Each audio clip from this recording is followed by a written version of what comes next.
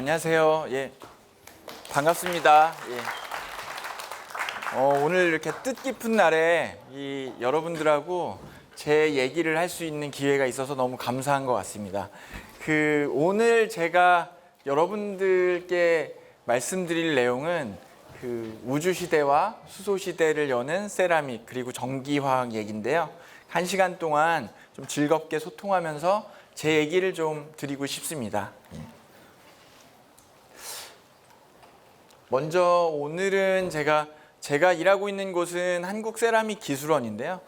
한국세라믹기술원 좀 생소하실 거예요. 그래서 세라믹기술원이 어떤 곳인지, 그리고 세라믹이 뭔지, 그리고 미래는 어떤 모습인지 잠깐 같이 한번 고민해 볼 거고요.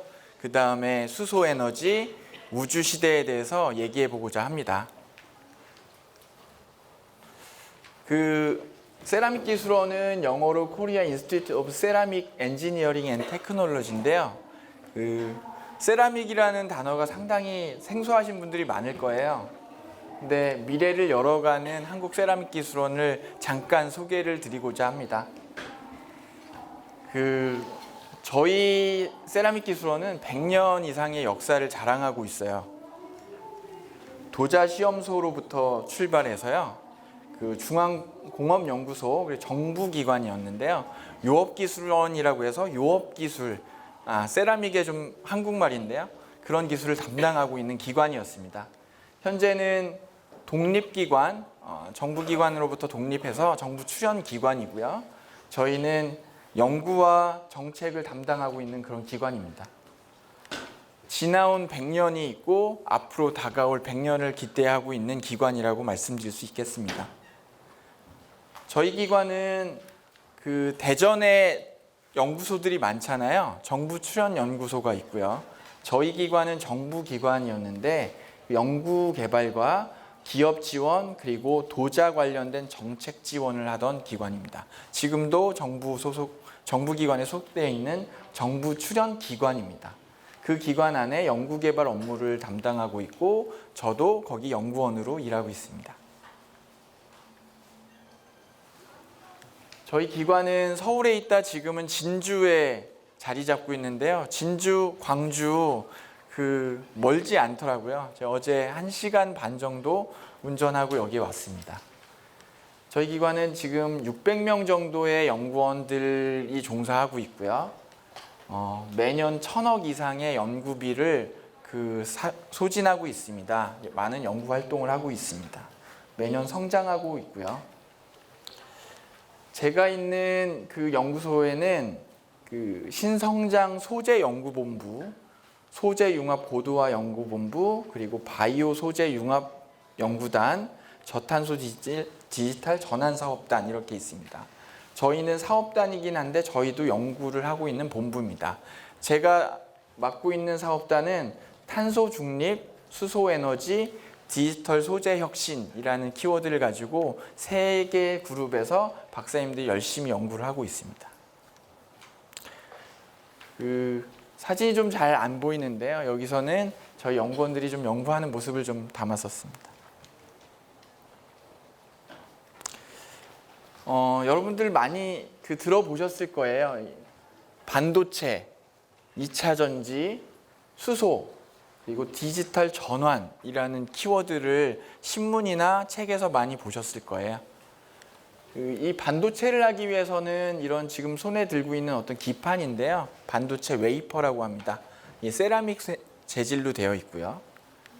배터리를 하기 위해서는 배터리에 다양한 세라믹 소재들이 들어가 있습니다.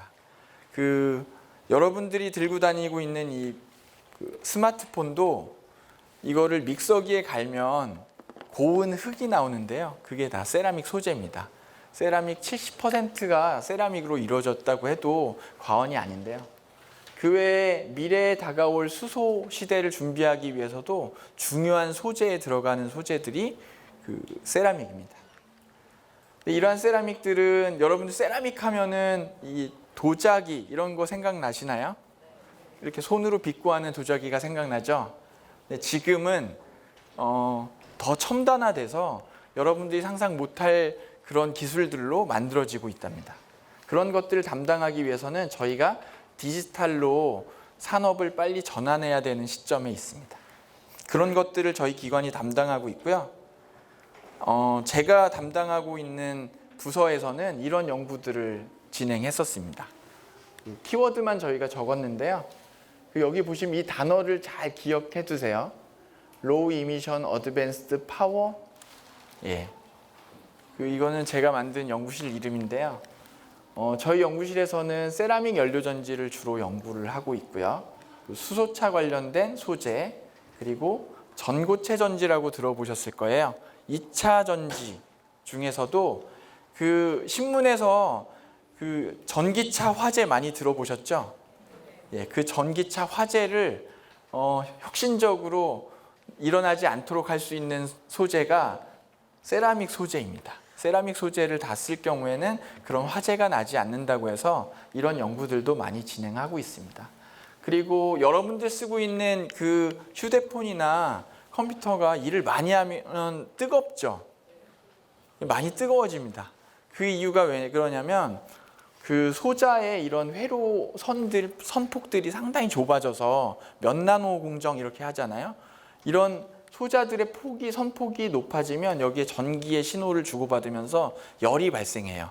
열이 발생하면 지금 쓰고 있는 이런 소재들도 쓸 수가 없습니다. 그래서 전력 파워 반도체라고 해서 기판이 지금은 실리콘 웨이퍼인데 실리콘 카바이드라든지 갤륨 나이트레이드라든지 이런 새로운 세라믹 소재를 써서 디바이스를 만듭니다.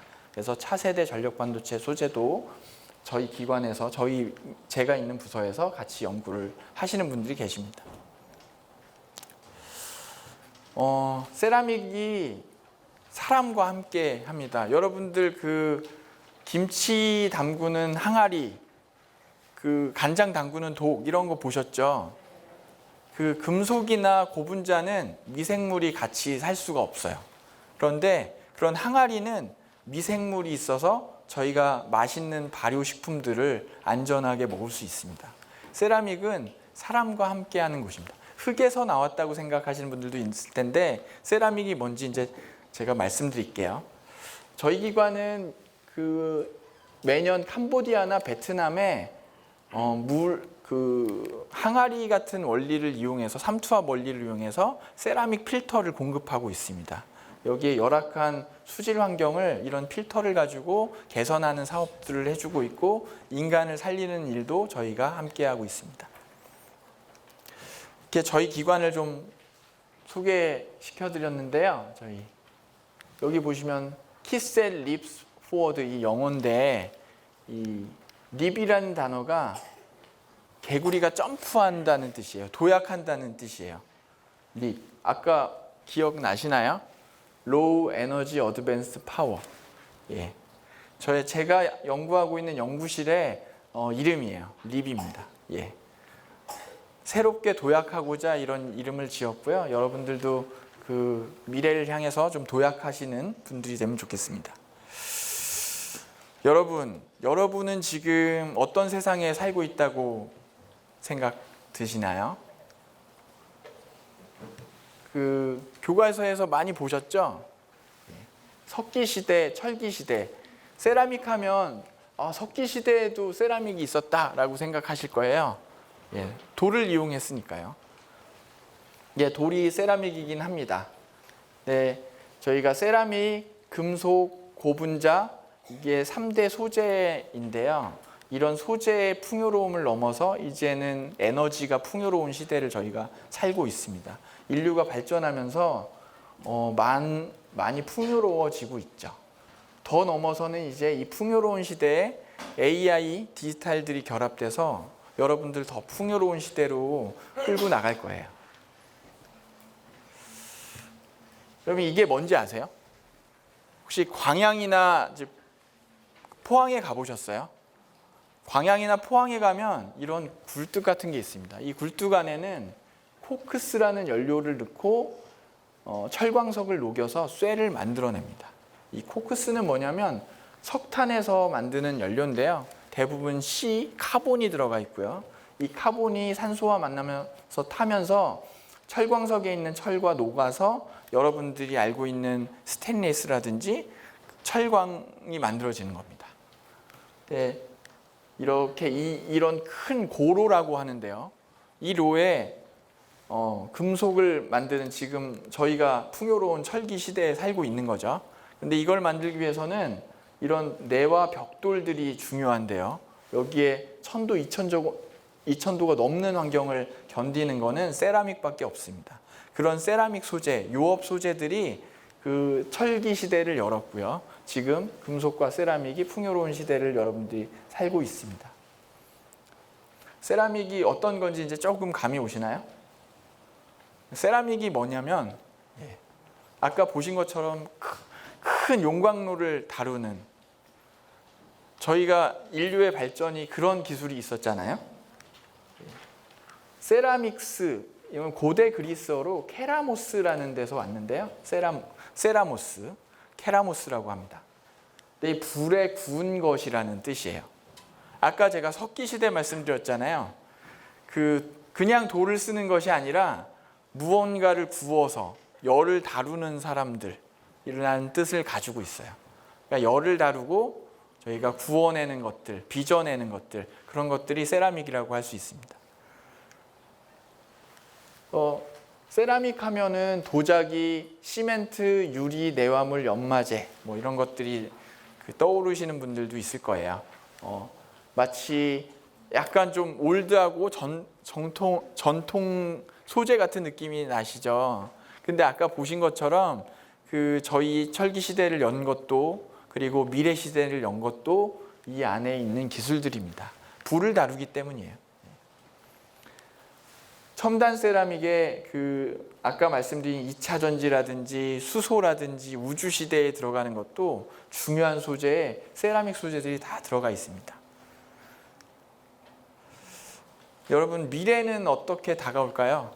미래에 대해서 상상해 보신 적이 있으신가요? 쉽게 생각하실 수도 있으실 거예요. 뉴스에 보시면은 이제는 로봇이 저희 말을 알아듣고 챗GPT가 사람하고 대화를 하더라고요.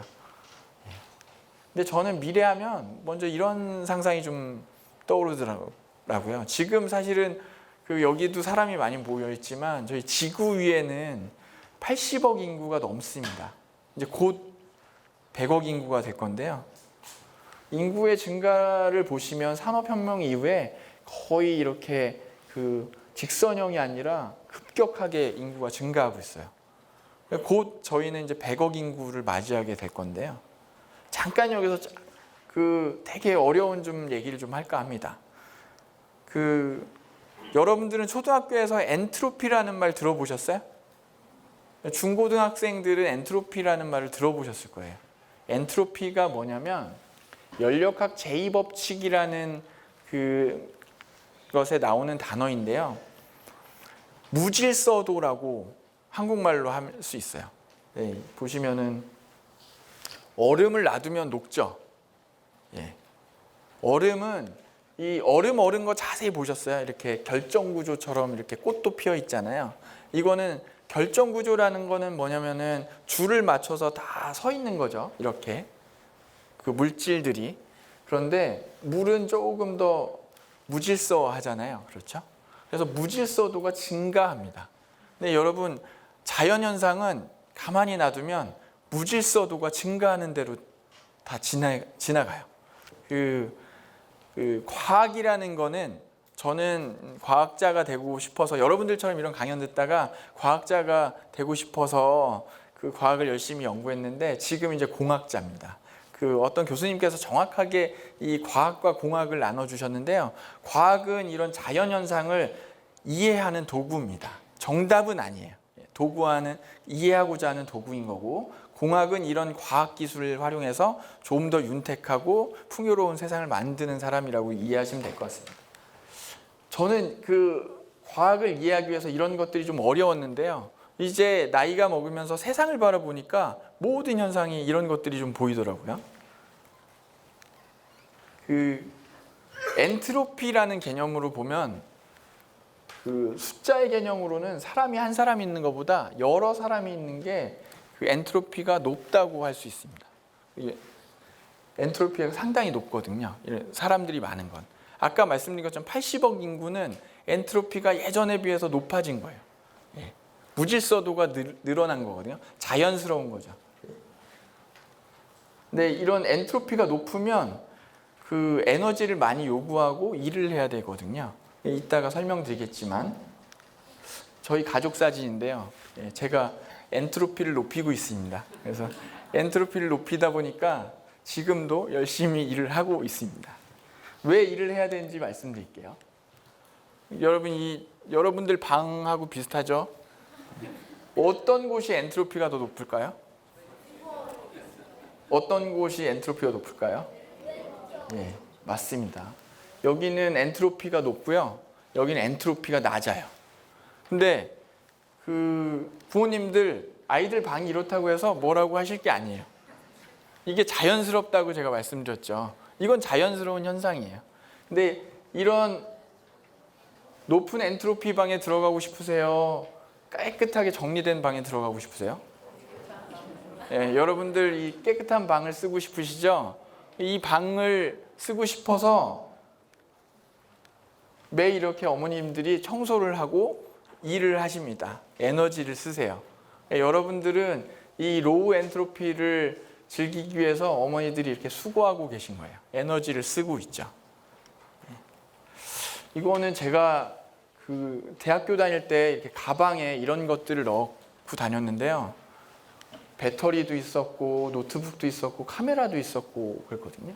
근데 지금은 이런 그 아이폰 하나에 다 들어있어요. 카메라도 되고 신용카드도 되고 그렇죠.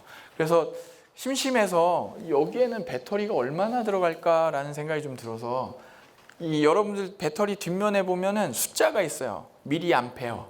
이게 에너지의 총량이거든요. 얼마나 쓸 수 있는지. 근데 여기를 다 더해도 2000mAh인데 아이폰 하나는 뒤에 보시면 배터리 충전 용량이 3000, 4000 이렇게 합니다. 그 더 편리해졌지만 에너지를 많이 쓰고 있습니다. 예. 엔트로피가 낮아졌는데 에너지를 저희 많이 쓰고 있는 거예요.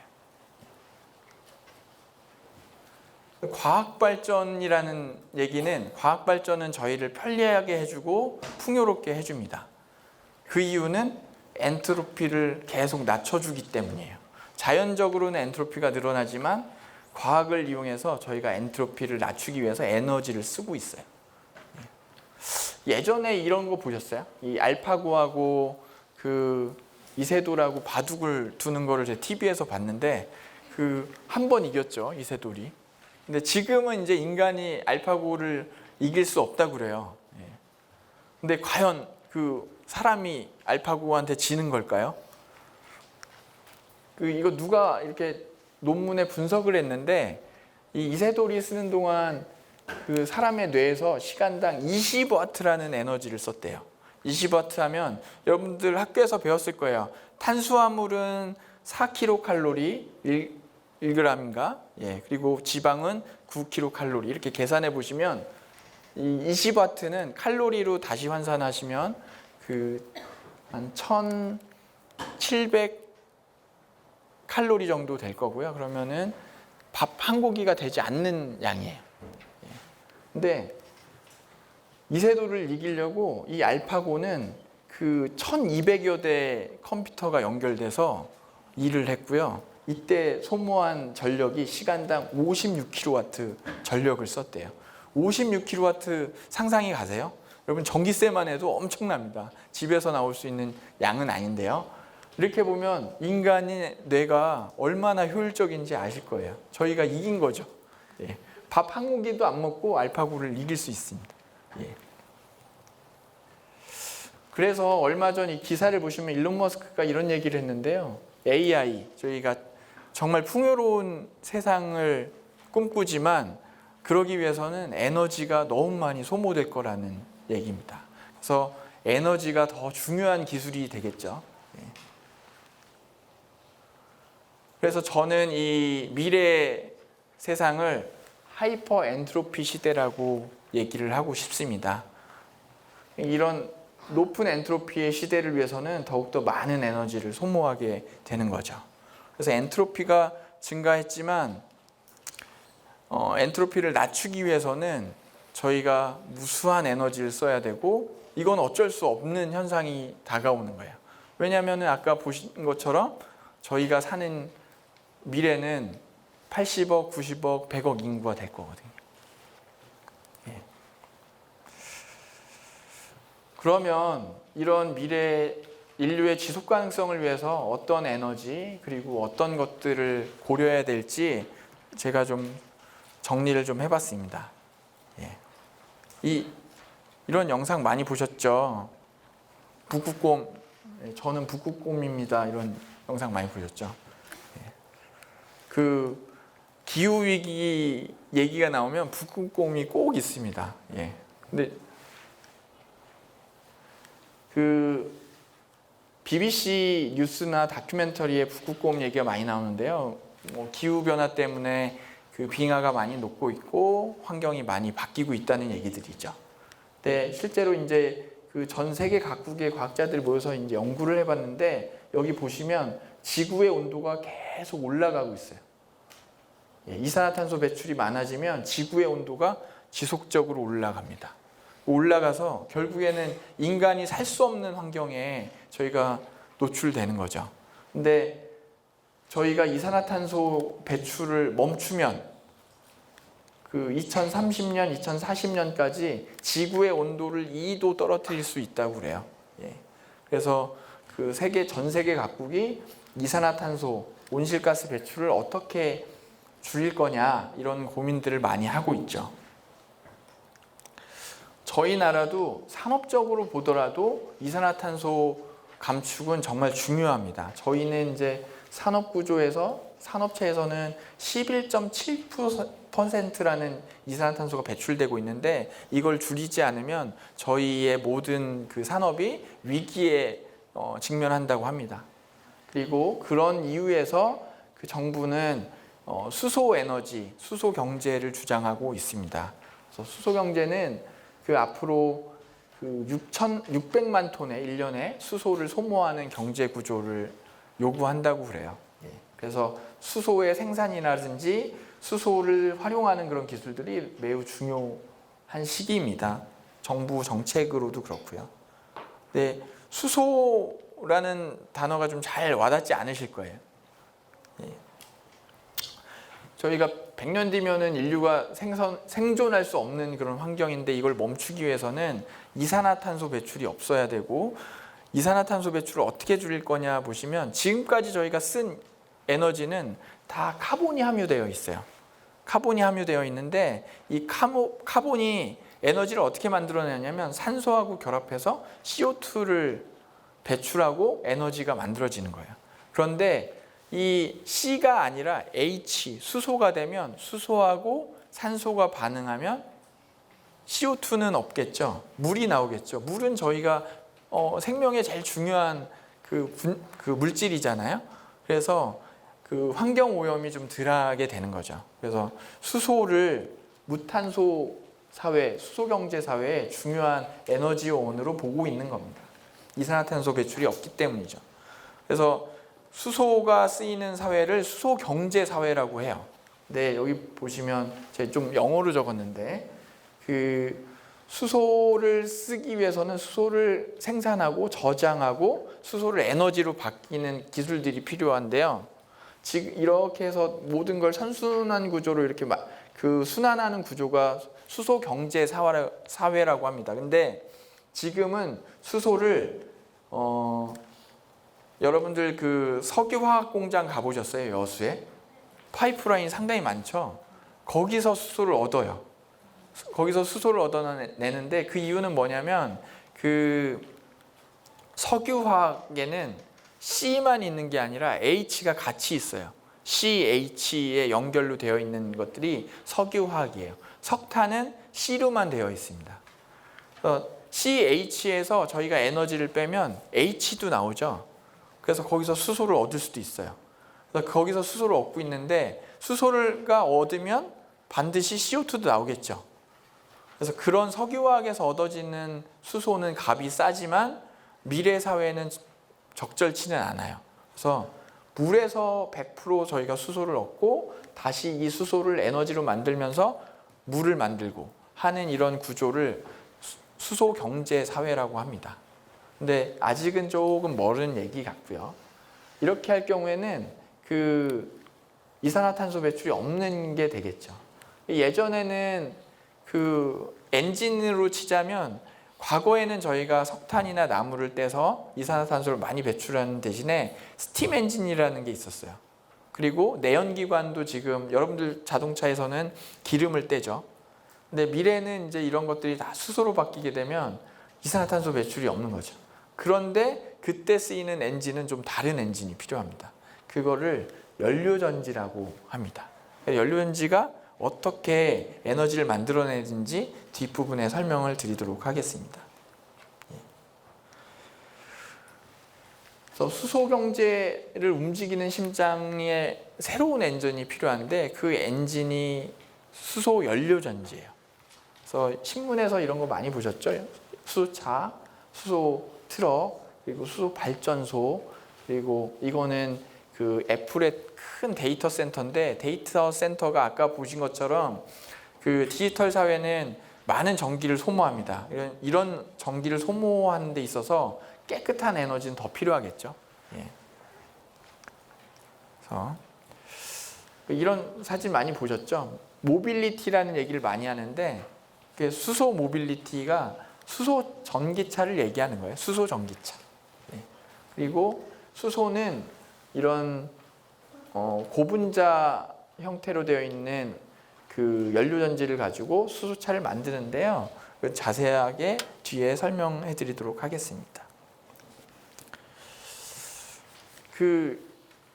여러분 테슬라 다 아세요? 테슬라 멋있죠? 예, 저도 테슬라 사고 싶은데요. 이건 테슬라고 이건 연료전지 자동차예요. 미국에 판매되고 있는 건데 테슬라가 좀 더 비싼데 지금 더 잘 팔리고 있어요. 그 이유는 디자인도 멋있고 손쉽게 충전할 수 있기 때문이죠. 수소는 아직은 충전의 어려움도 있고 내구성의 어려움도 있어요. 근데 과거에는 전기차가 한 번 충전하는데 너무 오래 걸렸잖아요. 근데 지금은 20분, 40분 만에 충전하고 이렇게 갈 수 있으니까 전기차가 더 인기가 좋은 것 같습니다. 같은 문제가 있었는데요. 이런 내구성인데 전지의 내구성, 충전의 내구성. 그래서 전기차는 점점 해결해 가고 있고 연료전지는 조금 아직도 해결해야 될 문제들이 많습니다. 아직 내구성이 많이 좋지 않아서 소재의 내구성을 확보하는 것들이 좀 시급한 문제이긴 해요. 그래서 재작년에 이제 일론 머스크가 이런 얘기를 하더라고요. 이 퓨얼셀 카인데 연료전지 자동차를 퓨얼셀 카라고 합니다. 근데 풀카라고 멍청한 차라고 이런 얘기를 한데 저는 연료전지를 연구하는 사람의 입장으로서 반대로 나중에 일론 머스크가 바보 같은 짓을 했다는 얘기를 들을 것 같습니다. 연료전지, 수소 연료전지는 뭐냐면요. 중고등학생들은 화학 시간에 배우셨을 거예요. 화학 반응에 대해서. 화학 반응을 하면 어떤 거는 열이 나기도 하고 어떤 거는 열이 뺏기기도 합니다. 차가워지기도 해요. 수소하고 산소가 만나면 어떻게 될까요? 어떻게 될까요? 수소하고 산소가 만나면. 수소하고 산소가 만나면 폭발이 일어날 수 있어요. 근데 폭발이 일어난다는 얘기는 그만큼 에너지가 높다는 얘기예요. 그래서 수소하고 산소가 만나면 폭발하면서 열이 나오고 H2가 돼서 물이 됩니다. 그런데 수소하고 산소를 빨리 화학 반응이 일어나지 않게 하는 방법이 있어요. 어떻게 하면 될까요? 수소하고 산소를 분자 물질이 직접 만나지 않고 이온으로 천천히 만나게 하면 에너지는 그대로 전기로 뽑아서 쓸 수 있고 폭발은 하지 않아요. 그게 수소 연료전지입니다. 그러면 수소하고 산소에서 이온이나 전자가 교환하게 하려고 하면 중간에 막이 필요합니다. 이런 종이로 된 막이 필요하거나 세라믹으로 된 막이 필요하거나 서로 가림막이 필요해요. 이 막을 통해서 수소 이온이나 산소 이온이 천천히 만나게 되면 그 반응의 급격한 반응은 줄일 수 있고 외부에 서킷을 만들어서 회로를 구성해서 전자를 교환할 수 있어요.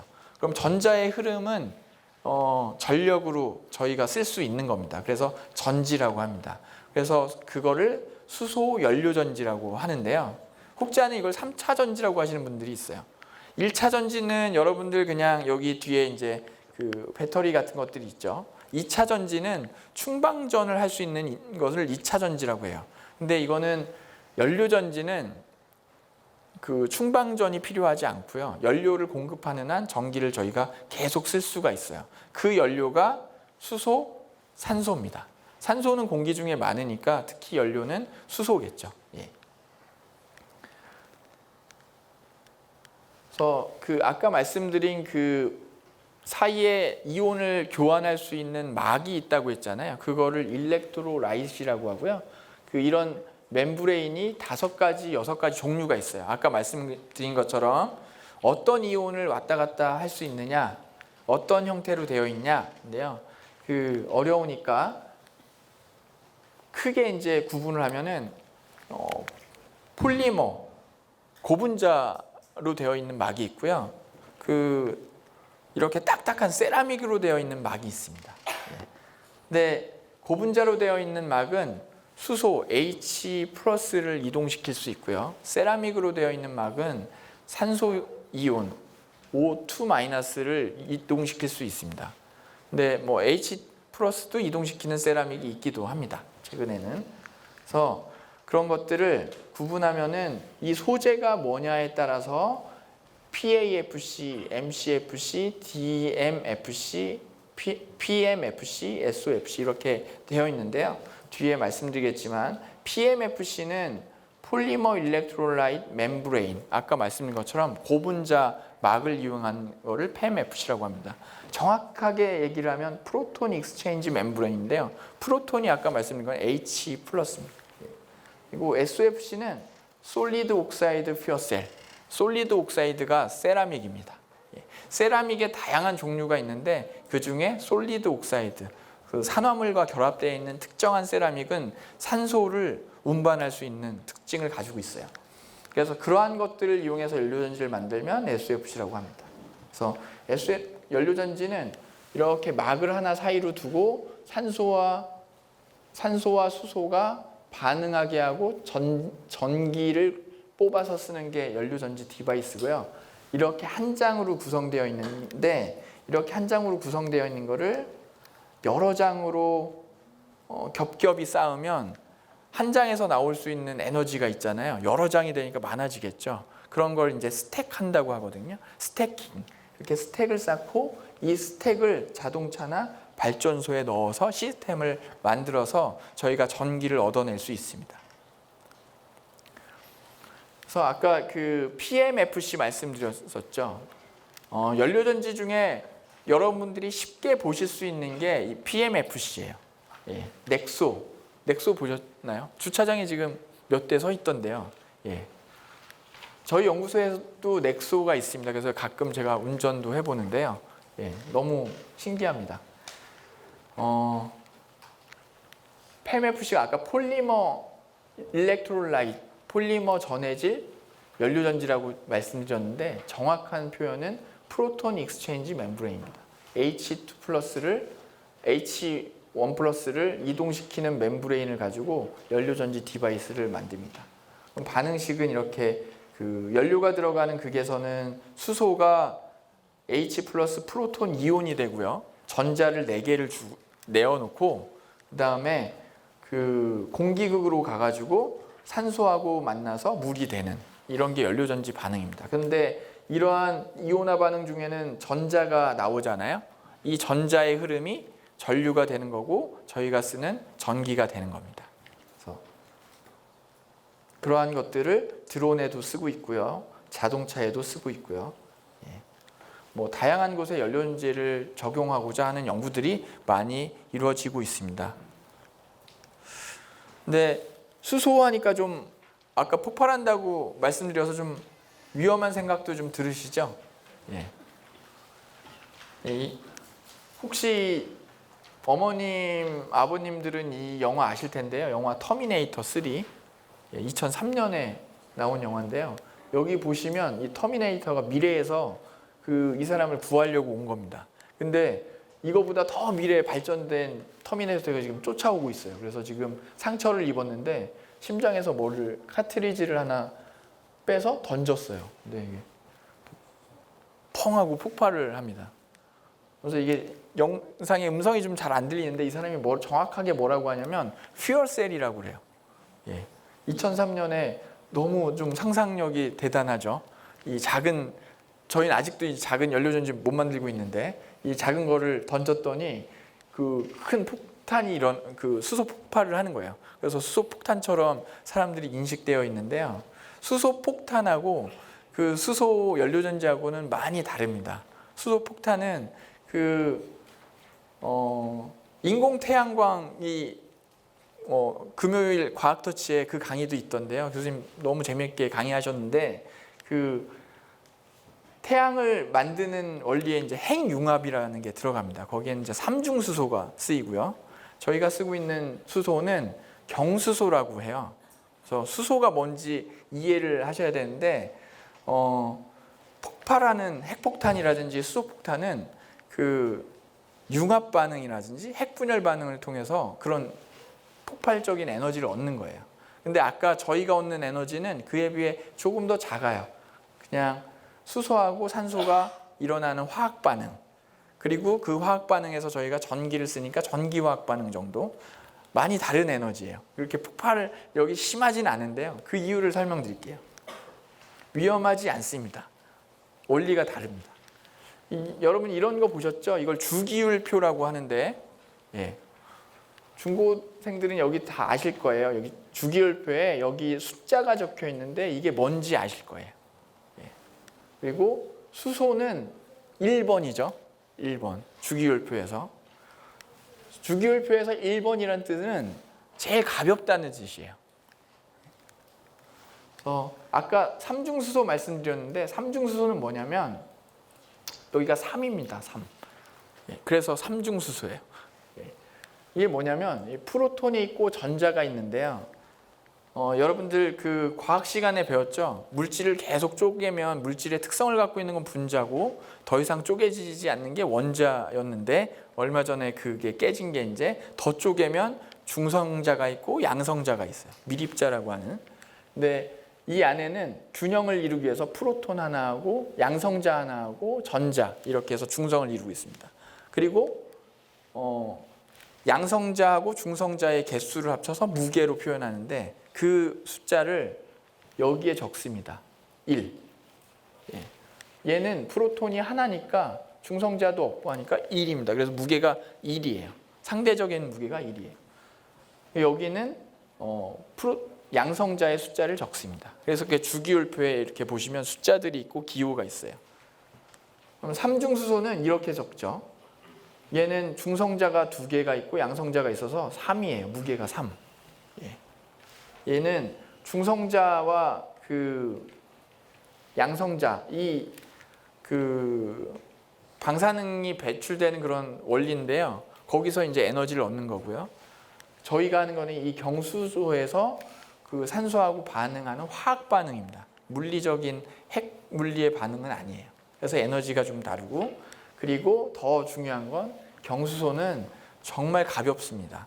그래서 이렇게 자동차에 탱크로 실어 놓으면 여기에 아무리 총을 쏘도 폭발하지 않습니다. 그게 이제 미국의 넥소 광고에 있는데요. 저희는 총기가 금지되어 있으니까 총을 쏴도 안전하다는 걸 보여주는 광고가 있어요. 그 이유는 이 탱크가 큰 금속으로 되어 있는데 수소를 고압으로 보관하고 있습니다. 그래서 수소가 위험한 건 아니고 고압 가스로 보관되어 있으니까 좀 위험하긴 해요. 하지만 조금 찢어지거나 수소가 나올 수 있는 공간이 있으면 수소는 바로 나와서 하늘로 올라가기 때문에 쉽게 폭발하거나 반응하지 않아요. 폭발하려고 하면 수소에 발화점이 있어야 되는데 발화점이 상당히 높습니다. 그래서 수소 폭탄처럼 쉽게 그렇게 폭발하거나 반응하지 않습니다. 이제 다시 연료전지 얘기로 돌아와서 고분자 형태가 있고 세라믹으로 된 형태가 있습니다. 저는 이제 세라믹으로 된 연료전지를 연구하고 있는데요. 세라믹으로 되어 있는 형태는 산소를 이동시키는 그런 기능을 가지고 있는 전해질을 사용합니다. 용도가 조금 다른데요. 자동차로 쓰이는 거는 폴리머를 쓰고요.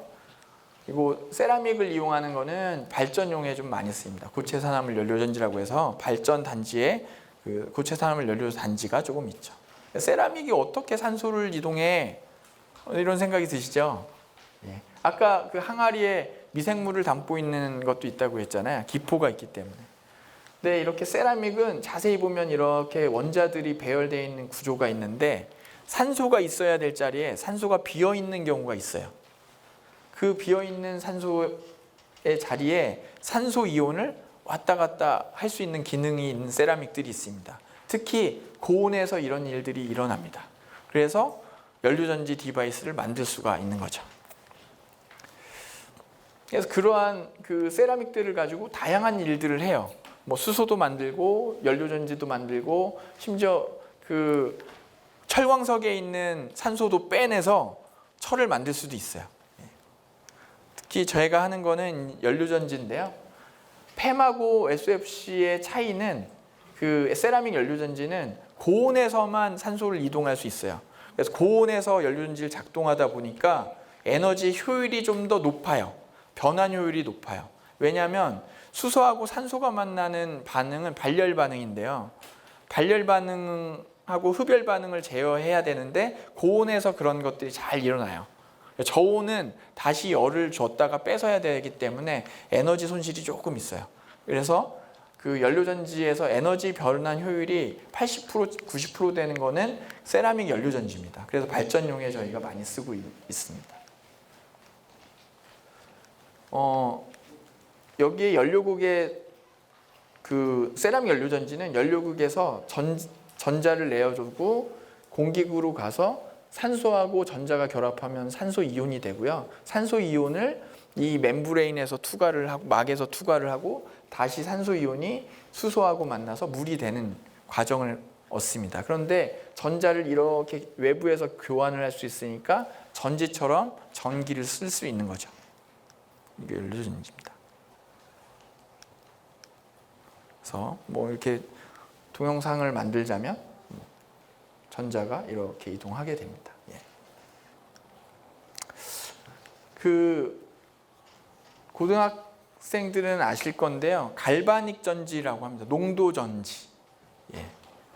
이 아까 말씀드린 이 막 있잖아요. 멤브레인. 이 사이에 수소나 산소의 농도가 차이가 있으면 어떻게 될까요? 농도가 높은 쪽에서 낮은 쪽으로 가려고 하는 성질이 있죠. 그런 성질이 구동력이라고 해서 기전력이 되는 거예요. 그래서 연료전지는 그 기전력을 화학적으로 계산해 보면 1.23V라는 그 볼티지가 생기고요. 저희가 쓰고 있는 이런 그 배터리의 파워는 뭐냐면 볼트에다가 얼마의 암페어를 썼냐를 곱하면 그게 출력값이 됩니다. 그게 1이에요. 그러니까 볼테지는 계속 유지되면서 전류를 계속 뽑았으면 되게 좋겠죠. 근데 세상에 그런 물질은 없어요. 모든 물질은 저항을 가지고 있어서 점점 볼테지가 떨어지게 돼 있습니다. 근데 떨어질 때까지 얼마의 에너지를 뽑았으니까 전지가 되는 거죠. 예. 그래서 연료전지인데요. 이거는 저희 아이들하고 저는 영화 보는 걸 좀 좋아하는데 백투더 퓨처라는 영화가 있습니다. 예. 보시면 저 이게 중학교 때 이 영화를 봤는데요. 그때는 아무 생각 없었는데 나중에 이제 제가 대학원 때 공부를 하면서 느꼈는데 제가 본 영화가 연료전지인가 보다 했습니다. 여기 보시면 이 쓰레기에다가 알코올이랑 해가지고 자동차에 넣죠. 지금 이분들이 지금 빨리 타임머신을 타고 미래로 돌아가야 되거든요. 미래에서 일이 생겨서 그래서 이 자동차가 큰 출력으로 이렇게 하늘을 날아서 그 미래로 가는데요. 이때 이게 백투더퓨처 2인데 원에는 이제 그 핵 연료를 쓰는데 2탄은 좀 발전해서 쓴 게 이제 연료전지입니다. 이건 제가 영화를 다시 봐도 이건 연료전지가 아니고서는 안 될 것 같더라고요. 그 중에 아까 말씀드린 것처럼 이 수소를 연료로 쓴다고 했잖아요. 근데 쓰레기에는 뭐가 있을까요? 다양한 메탄 같은 것들이 있어요. CH. 저희가 버리는 유기물들에는 CHON이 다 있는데요. C도 산소를 만나면 CO2가 되고요. H는 산소를 만나면 H2O가 되고 다 전기를 뽑아 쓸 수 있어요. 그래서 그게 가능한 연료전지가 제가 연구하고 있는 세라믹 연료전지입니다. 그런 생각이 좀 들었습니다. 이런 세라믹 막을 통해서 연료에 있는 그 전자 그리고 산소와 만나는 교환 반응을 하는 게 연료전지인데요. SOFC는 특히 이제 고온에서 이런 일이 있다 보니까 에너지 대비 발전 효율이 좀 높습니다. 여러분 저희 나라가 사실 2017년도에 하늘 보시면 많이 뿌였잖아요. 미세먼지나 그 환경오염이 많아서 그게 이제 화력 발전이 많아서 그런데요. 지금은 이제 신재생 에너지들이 많이 늘어나서 한 6억 톤 정도 이산화탄소 배출도 줄어들고 미세먼지도 줄어들었다고 합니다. 연료전지가 이런 것들을 좀 담당하고 있습니다. 이 사진이 뭘까요, 여러분? 뉴욕인데요. 연도가 이게 1953년이에요. 이쪽 사진이. 너무 환경오염이 심하죠. 이쪽 사진이 2011년 사진입니다. 이렇게 환경오염 심한 이유는 석탄 화력 발전을 많이 떼서 이산화탄소도 많고 미세먼지 배출이 많아서 뿌연 거예요. 지금 뉴욕 하늘은 IT 금융산업 때문에 깨끗하죠. 근데 연료전지는 이런 기능이 또 있습니다. 영상을 좀 준비를 해봤는데요. 이런 광고 보셨을 거예요.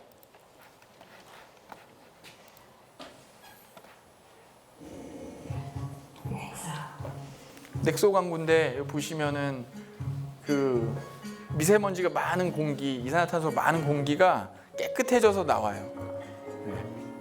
그 이유는 뭐냐면은 연료전지는 그 연료 수소 또는 수소가 들어가 있는 연료를 연료로 쓰지만 산소도 써야 돼요. 그래서 산소를 받아들였다가 다시 내뿜는 과정이 필요해서 공기청정기 역할을 합니다. 실제로 이런 기사도 있었죠. 연료전지 발전소에서 연간 2.4톤의 미세먼지를 제거하는 기능이 있었다고 합니다. 우리나라는 연료전지 선진국인데요. 지금 우리나라에 지금 깔려 있는 연료전지가 한 1기가와트 정도 돼요. 1기가와트 잘 상상이 안 가시죠? 그 핵발전소에 이렇게 돔처럼 생긴 거 보셨어요? 저쪽 고리나 이런 데 가시면 핵발전소에 돔처럼 생긴 게 4개 정도 있습니다. 4개. 4개 정도 있는데 한 기가 1기가와트 정도를 담당해요. 그러니까 지금 우리나라에 깔려있는 연료전지 발전소가 원자력 발전소의 한 기 정도를 대체하고 있는 전력을 생산하고 있습니다. 그 중에 20%에서 30%가 세라믹 연료전지로 깔려 있어요. SK 블룸 에너지. 두산에서도 세라믹 연료전지를 하고 있습니다. 그 시장은 계속 커가고 있습니다. 이렇게 되면은 아까 말씀드렸던 수소경제 사회가 이제 눈에 좀 보이시죠? 근데 좀 전에 말씀드린 것처럼 완벽한 수소 경제 사회가 되려면 수소 그 순환 구조가 깨끗해야 돼요. 그래서 그린 수소가 필요하고요. 수소 연료전지에서도 아까처럼 쓰레기를 넣거나 석유를 넣어서 돌리면 안 되고요. 수소만 넣어서 돌려야 돼요. 그래서 그린 수소라고 하는 수소가 필요합니다. 근데 수소의 그린 수소가 뭐야? 이런 생각이 드시죠? 그레이 수소도 있고 블루 수소도 있고 그린 수소도 있습니다.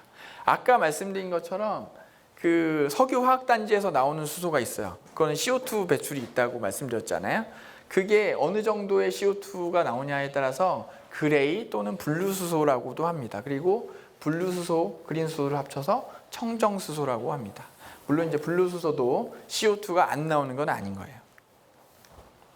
그래서 수소를 누가 이렇게 이쁜 색깔로 이렇게 분류를 쭉 해놨어요. 12가지도 되고 19가지 되는데요. 아까 말씀드린 그린 수소, 블루 수소, 그린 수소 정도를 기억하시면 될 것 같고 핑크 수소라는 게 또 있어요. 핑크 수소가 뭐냐면 그 물을 분해해야지만 수소를 얻는 게 그린 수소예요. 그린 수소는 물에서만 얻을 수 있습니다. 물에서 그 수소를 얻으려면 전기 분해를 해야 돼요. 그럼 전기가 필요하겠죠. 그럼 우리가 쓰고 있는 전기가 화력발전소에서 나와서 그 전기를 물을 분해하면 그 수소는 화력발전소에서 CO2가 나오잖아요. 그렇죠? 그래서 걔는 뭐 어딘가에 색깔이 들어가겠죠. 블루나 그레이 둘 중에 하나겠죠. 그리고 경제성이 맞지는 않아요.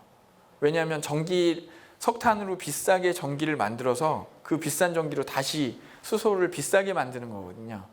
왜냐하면 석탄은 전기를 만들어내려고 하면 물을 끓여야 되고 코일을 가지고 터빈을 돌려야 되는데 그때 열에서 손실되는 게 70%라고 합니다.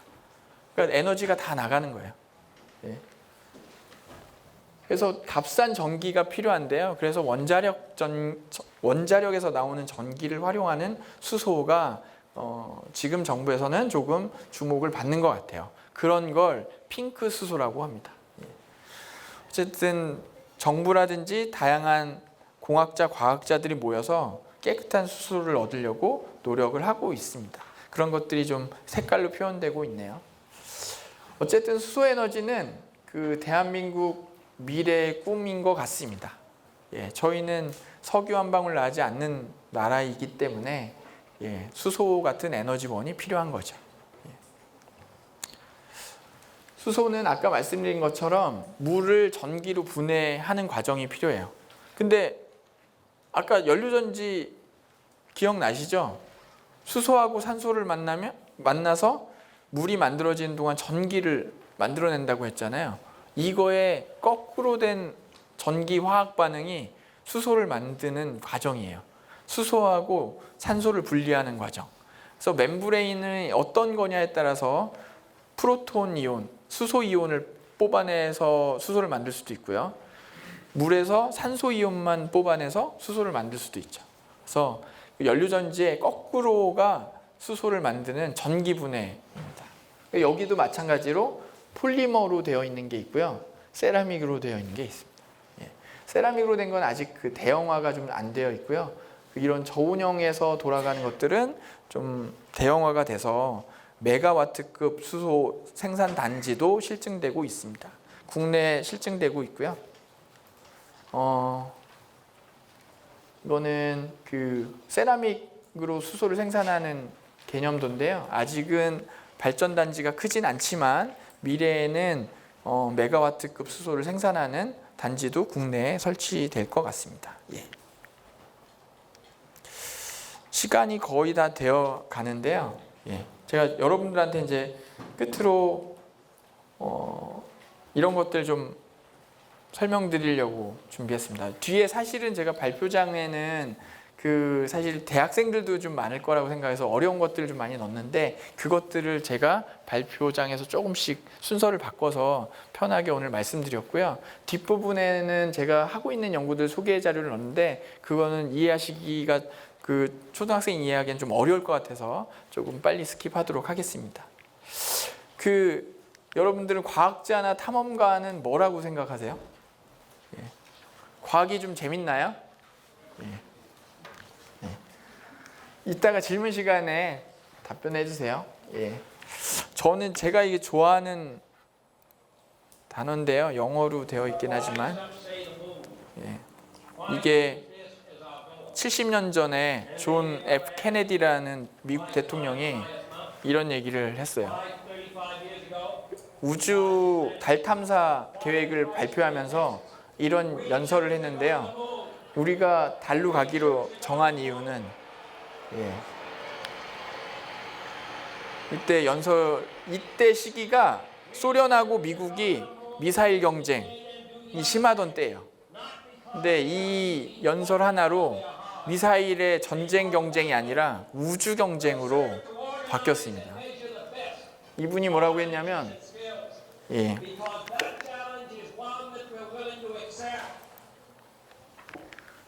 Not because they are easy, but because they are hard. 이게 쉬우면 하지 않았을 거래요. 어렵기 때문에 한다는 이 철학 하나가 세상을 바꿨습니다. 이 기술이 발전되면 미국이 최고의 국가가 될 거고 에너지 문제를 해결할 거라고 70년 전에 이분이 얘기했어요. 근데 과연 어떻게 됐을까요? 여러분, 많은 것들이 좀 많이 바뀌었죠. 예.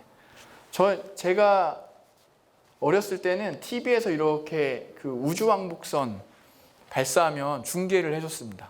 그래서 저는 충격적인 장면 하나 있었는데, 그날도 이제 학교 갔다 와서 TV를 켰는데 이게 있어서 그 카운트다운 하는 거 보고, 근데 발사한 지 7초, 8초 만에 터지는 걸 제가 어렸을 때 봤어요. 그래서 우주비행사들 몇 명이 죽었다고. 너무 안타까운 얘기죠. 근데 제가 지금 세라믹을 공부했던 사람인데, 이 문제가 세라믹이었대요. 예. 이 우주 발사체가, 우주 왕복선이 이 대기권을 벗어나고 진입하려면 내열 소재들이 필요해요. 이 금속으로 되어 있는 게 다 녹거든요. 그래서 이 표면에다가 내열 타일들을 붙입니다. 이렇게 세라믹을 붙이는데, 이 타일이 하나가 떨어져서 엔진에 들어가서 얘가 폭발한 거예요. 예. 그래서 그때부터 세라믹에 대한 그 연구가 이목이 집중됐고요. 세라믹이 그냥 도자기 빚는 게 아니구나, 첨단이구나. 그래서 유업과가 세라믹과로 이름이 좀 바뀌었습니다.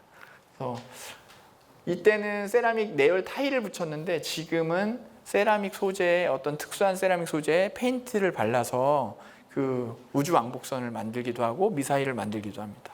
이런 기술들이 지금 많은 것들을 문제를 해결하고 있어요. 그리고 또 하나 있습니다. 이 우주 경쟁 시대에 우주 왕복선들이 많이 왔다 갔다 하면서 가장 필요했던 게 전기인데요. 우주에서는 산소가 없기 때문에 그 효율적인 전기 생산이 필요해요. 그때 쓰인 게 연료전지입니다. 1950년 전부터 연료전지가 우주에 탑재가 됐었어요. 지금 그런 기술들이 발전해서 여러분들 자동차에 쓰이고 있는 겁니다. 더 발전해서 지금 발전소가 지어지고 있는 거죠. 예. 그 한 분의 말 한마디가 세상을 점점 바꿔가고 있습니다. 너무 놀랍지 않나요? 예. 여러분, 그 마션이라는 영화 보셨어요? 마션 영화 보면 이분이 그 먹고 살아야 되니까 감자를 키워요. 근데 감자를 키울 때 물을 어디서 얻냐면 그 연료전지에서 있는 수소를 빼서 물을 다시 만드는 과정을 하고요. 그 다음에 비료는 N이 필요하니까 배출되는 그 배분해서 얻고. 근데 이 화성이 CO2가 90%, 70%가 넘게 대기가 되어 있어요. 대기 압력은 좀 낮고. 근데 여기서 산소를 어떻게 얻냐면 CO2를 전기분해해서 산소를 얻습니다. 아까 물분해해서 수소를 얻는 거랑 같은 원리거든요. 이게 그 영화 같은 얘기가 아니고요. 실제로 이 로버라고 하는 탐사선이 있는데요. 나사에. 이 로버에 그런 실험을 하는 장치가 탑재되어 있고, 이게 세라믹 연료전지가 탑재되어 있습니다. 세라믹 연료전지를 거꾸로 반응해서 산소를 추출하는 그런 실험들을 나사에서는 진행하고 있어요. 저희가 쓰고 있는 연료전지죠. 이런 것들이 세상을 좀 많이 바꿔가고 있습니다. 짧게 제가 한 5분 정도 제가 하고 있는 연구 좀 더 진행해도 될까요? 예. 그 세라믹 기술원에서는 제가 하고 있는 연구는 SOFC를 주로 많이 했습니다. 여기서 아까 전지의 구동 원리를 잠깐 말씀드렸는데요. 좋은 전지는 뭘까요? 출력이 높은 거겠죠. 출력이 높으려면 이 볼티지가 유지되는 동안 전류를 많이 뽑는 게 출력이 높다고 아까 말씀드렸잖아요. 그러려면 이 커브가 이렇게 더 길어져야 되고, 그 얘기는 여러분 ohm의 법칙 아시죠? 예, V는 IR, R은 그 I분의 V. 그래서 이 기울기가 저항인데요. 저항이 낮은 재료를 이용해서 전지를 만들면 높은 출력을 얻을 수 있습니다. 그래서 저항을 낮추는 방법은 이 디바이스 전지의 두께를 작게 하거나 아니면 저항이 낮은 촉매 소재를 이용하는 그런 연구들을 많이 진행하고 있습니다. 그래서 이렇게 생긴 게 세라믹 연료전지인데요. 두 가지 타입의 연료전지가 세상에 나와 있고, 저는 이제 이런 중간중간에 소재들을 개발하고 있습니다. 그래서 가정용 보일러 연료전지도 있고요. 발전용 연료전지도 국내에 깔리고 있습니다. 그 연료전지를 만드는 과정은 그 도자기 빚는 것하고도 비슷해요. 예, 도자기 빚는 것처럼 세라믹을 반죽하고 빚고 굽고 하는 일이 꼭 필요합니다. 아까 말씀드린 것처럼 세라믹은 불을 이용한다고 말씀드렸잖아요. 이렇게 굽는 과정도 필요합니다. 코팅도 하고. 그래서 산업적인 관점에서는 이 도자기 굽는 공정들이 조금 저는 좀 마음에 들지는 않았었어요. 그래서 좀 더 새로운 게 없을까라는 고민들을 많이 했고요. 그래서 소재를 새로운 거를 연구하거나 공정을 바꾸는 연구들을 진행을 하고 있습니다. 근데 안타깝게 이런 소재들은 다 보시면 외국 기업들하고 국내 기업들이 하고 있어요. 아직 국산화된 소재들이 좀 적거든요. 그래서 저는 새로운 소재를 찾으려고 이런 소재 설계들도 하고 공정 같은 것도 바꾸고 합니다. 그런 것들을 하고 있습니다. 이거는 제가 이제 연구소에 젊을 때 입사를 해서 상상을 하던 거거든요. 아까 말씀드린 것처럼 도자기를 빚고 굽고 소재를 개발하고 하는 것들이 그 과거의 100년과 다르고 미래의 100년을 좀 준비해야 된다는 좀 생각을 해서 이건 상상을 했었던 일들이에요. 그래서 AI 같은 기술들이 접목되고 공정들이 좀 첨단화되고 하는 것들을 제 눈으로 좀 봤으면 좋겠다 해서 한 지금 9년, 10년 가까이 지나가고 있는데요. 예. 여러분, 이거는 제가 상상했던 그림이 저희 연구실에 이렇게 설치되어 있습니다. 예. 그래서 과학자, 공학자 분들의 상상이 세상을 바꾸는 것 같아요. 여러분들도 그 지금 이 자리에서 상상하신 것들이 앞으로 미래를 많이 바꿀 거라고 생각을 합니다. 예. 이건 많은 기업분들이 오셔서 견학도 하고 가시는데요. 저희 단순하게 예전에 세라믹 도자 그런 공정이 아니라 첨단화되어 있는 공정들로 제가 세라믹 연료전지를 만들고 그렇게 프로세싱 하는 것들을 연구하고 있습니다. 그래서 그냥 단순하게 자동화만 돼 있는 건 아니고요. 이러한 공정들을 로봇이나 컴퓨터가 학습을 해서 최적의 공정들을 만들어주고 있어요. 예전처럼 세라믹을 굽는 것들이 좀 많이 개선되어 가고 있습니다. 예. 이렇게 연구실에서는 좀 작지만 나름대로 그냥 최고의 기술로 만들어 가고 있습니다. 예. 이런 것들을 좀 소개시켜 드리고 싶었고요. 예. 뒷부분의 내용들은 조금 더 아까 말씀드린 그 화성에서 하고 있는 이런 연료전지도 저희 연구실에서도 하고 있습니다. 예. 물론 이제 미국의 나사와 직접 하는 거는 프로젝트를 하는 건 아니지만 저희 나름대로 연구를 해서 이렇게 좋은 소재들을 개발하고 보고하고 있습니다.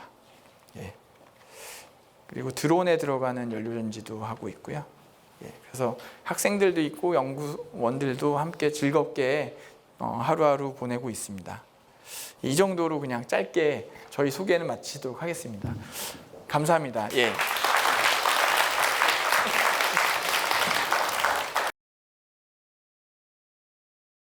창덕고등학교에서는 김준환인데요. 제 수소 생산 후에 저장 방식이 어떤지 궁금한데. 예, 질문 감사합니다. 그 수소의 저장 관련된 거죠? 예.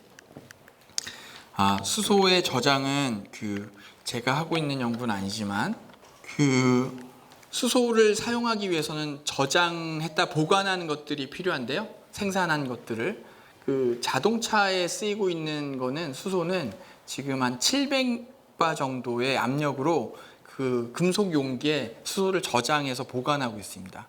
그러면은 이제 자동차에 들어가 있는 게 수소 자동차 갖고 계신 분 계신가요? 예. 한 5kg에서 6kg이 들어가요. 그걸로 이제 한 600에서 700km를 저희가 운행하고 있는 건데요. 그 6kg, 7kg 되게 작은 것 같지만 부피로 보면 수소는 부피가 크기 때문에 그 부피를 7kg에서 6kg을 담으려고 하면 700바 정도로 압력을 압축해서 용기에 담습니다. 그래서 아까 좀 고압에 좀 문제는 있지만 그래도 저희가 지금 수소 연료전지 자동차를 쓰고 있는 거죠. 그 외에도 수소를 저장하는 방법은 금속 유기체에 수소를 보관하는 방법이 있고요. 예. 그리고 수소를 액화시켜서 보관하는 방법이 있어요. 예. 그런데 이런 방법들은 아직 더 연구를 더 진행해야 되고 아까 문제처럼 수소를 액화하려고 하는 이유는 뭘까요? 부피가 줄기 때문이에요.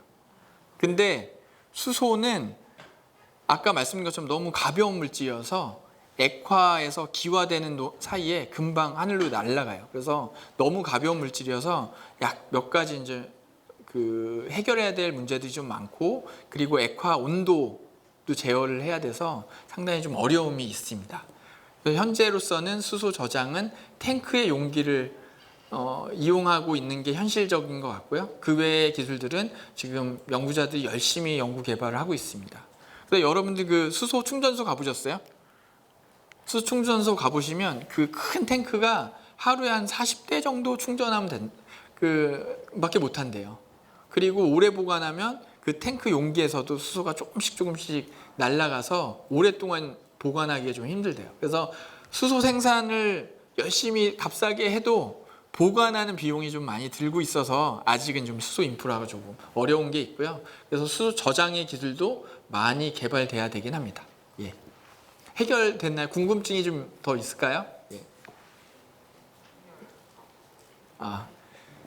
해결 방법은 아까 제가 말씀드린 것처럼 여러분들이 이제 미래를 상상하셔서 해결하시면 될 것 같습니다. 양산초등학교 3학년 박한울입니다. 예, 반갑습니다. 네, 안녕하세요. 먼 미래에는 수소로만 모든 것을 움직일 수도 있을까요?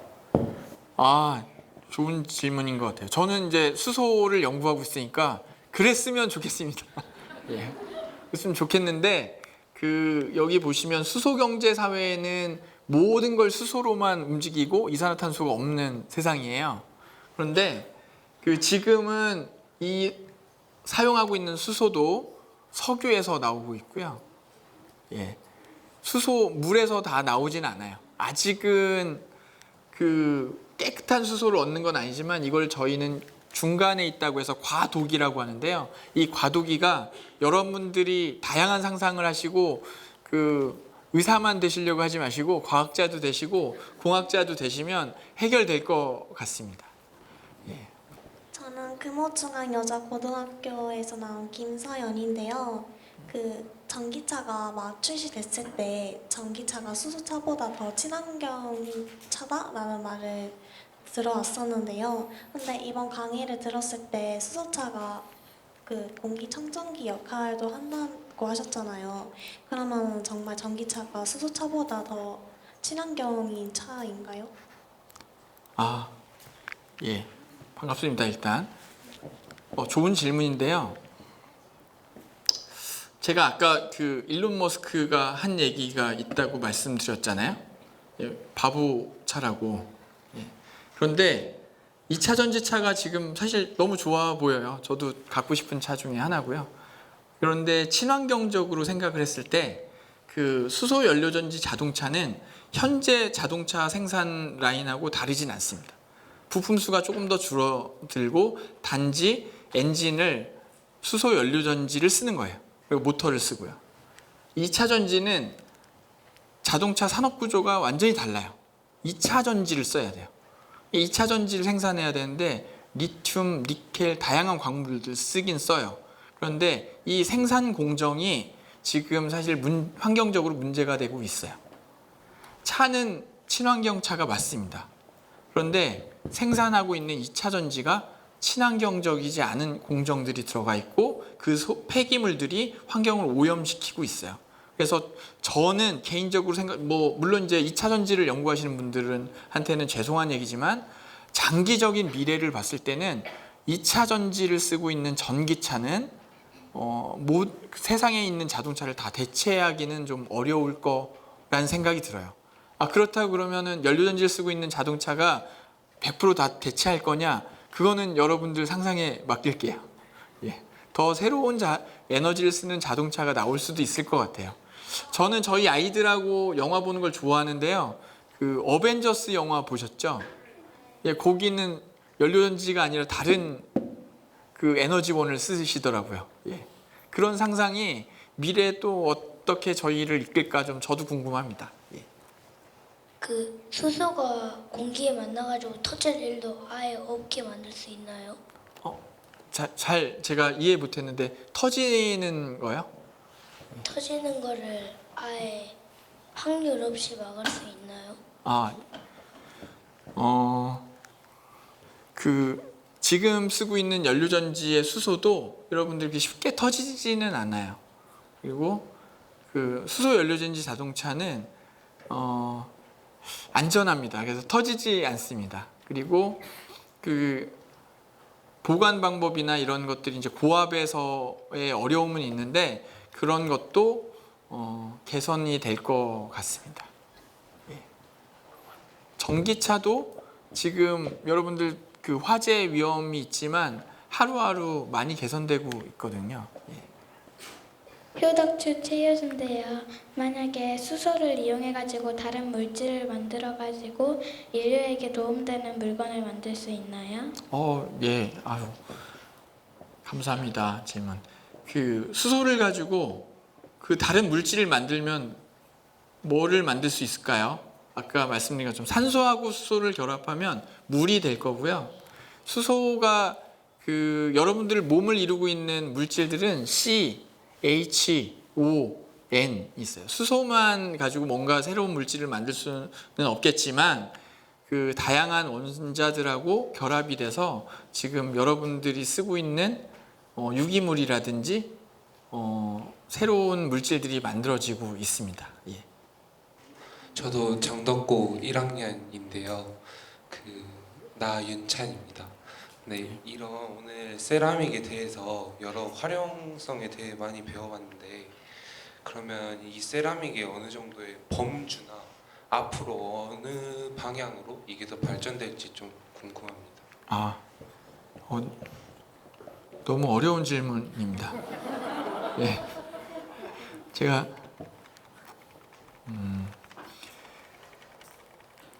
제가 받은 질문 중에 가장 어려운 질문인데요. 예. 세라믹은 사실 산업의 중요한 소재들을 다 다루고 있어요.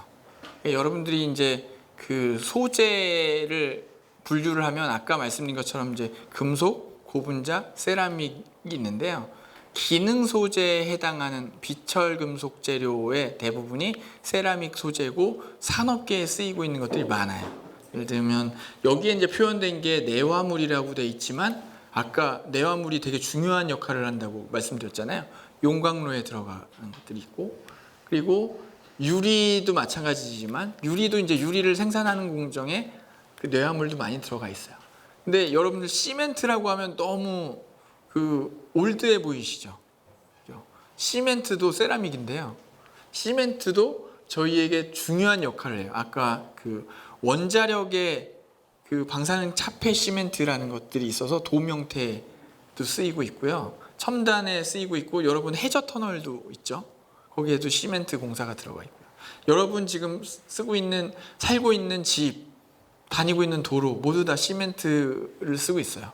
시멘트는 우리나라 유일하게 100% 우리나라에서 나오는 소재를 가지고 쓰고 있습니다. 근데 세라믹이 왜 중요하냐면요. 여러분들이 모르는 이 전자 소재, 컴퓨터 여기에 들어가 있는 각가지의 히토류라는 그 소재들이 있어요. 기능 소재. 세라믹으로 분류될 수 있는 소재들이 있는데 그 원료가 저희 게 아닌 것들이 많아요. 그래서 그런 것들을 대체하는 기술들이 많이 필요합니다. 그리고 지금은 무역 전쟁을 많이 하고 있잖아요. 그래서 반도체 전쟁이거든요. 지금 사실 반도체 전쟁이 눈에 안 보이게 너무 심합니다. 저희가 원소재를 국산화를 하고 있지 않으면 중요한 전략 물자들을 확보할 수가 없어요. 전쟁도 그렇고 산업도 그렇고.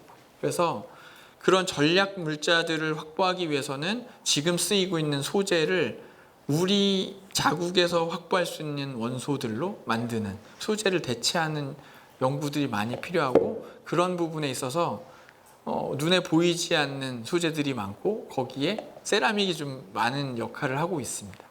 눈에 보이는 것들은 금속도 있고 여러분들 보이는 것들은 대체가 가능한 것들이 많아요.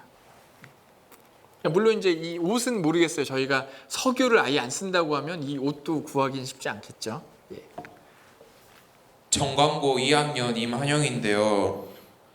2차 전지 연료에 관해서 질문이 있는데,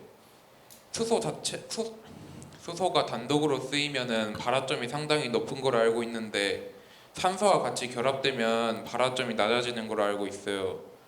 그런데 2차 전지에서 수소와 산소가 결합되지 않게 막을 통해서 속도를 조절한다고 했는데, 막을 통해서 수소와 산소가 완전히 고립되어 있나요? 아니면은 완전히 고립되어 있진 않나요? 아, 예. 일단 반갑습니다. 그리고 질문 감사하고요. 2차 전지는 리튬이온 배터리 같은 충방전 할 수 있는 2차 전지고요. 학생이 질문하신 거는 연료전지입니다. 연료전지라고 하는데요. 연료전지는 수소하고 산소의 반응을 막을 가지고 분리할 수 있는데요. 완벽하게 분리를 해야지 반응을 할 수 있어요. 그런데 아까 막의 종류를 말씀드렸었는데, 막의 종류가 한 5가지 정도가 있어요. 근데 이제 저온의 폴리머 형태, 고분자 형태의 막이 있는데, 어떤 막들은 크로스오버라고 해서 수소나 산소가 넘어가는 경우도 있어요. 몇 프로 정도 넘어가고 있지만 그게 다른 데 영향을 줄 정도는 아닐 정도로 돼야지만 연료전지 반응을 할 수 있습니다. 이게 갈바닉 화학 농도전지라고 말씀드렸잖아요. 농도전지. 막을 통해서 연료극하고 수소극과 공기극, 연료극과 공기극 이 사이에 정확하게 농도가 차이가 있어야지만 전압이 생겨요. 그래서 완벽하게 분리를 해야 됩니다. 근데 이게 섞이게 되면 농도가 희석됐기 때문에 그만큼의 전압이 생기지 않겠죠. 구동력이 되지 않기 때문에 정확하게 분리가 되어 있어야 되고, 그거를 위해서 이렇게 스택을 할 때 산소하고 수소 또는 연료가 들어가는 공간이 벽으로 완벽하게 분리가 되어 있습니다. 이게 중요한 기술 중에 하나입니다. 예. 끝까지 제 강연을 좀 들어주셔서 너무 감사하고요. 제가 사실은 어릴 때 이런 강연도 듣고, 저는 이제 고향이 대전입니다. 그래서 그때는 연구단지가 대전에 많아서 과학자분들, 공학자분들을 많이 봤던 것 같습니다. 그때 그래서 저도 과학자가 될래요라는 꿈을 가졌었습니다. 근데 지금은 많은 세상이 바뀌었죠. 아까 보여드린 것처럼 존 F 케네디의 한마디가 세상을 평화롭고 저희를 풍요롭게 만들었던 것 같습니다. 그래서 여러분들도 다양한 상상력으로 지금 이 순간을 잊지 마시고 세상을 더 풍요롭게 발전시킬 수 있도록 노력하시고 본인들의 성장되는 것도 즐기실 수 있으면 좋겠습니다. 저는 오늘 이게 너무 뜻깊은 날에 여기서 여러분들하고 이제 소통할 수 있어서 너무 좋았거든요. 그게 과거에 제가 상상했던 일이었던 것 같습니다. 오늘 다시 한번 강연 들어주셔서 너무 감사합니다. 박수 부탁드리겠습니다.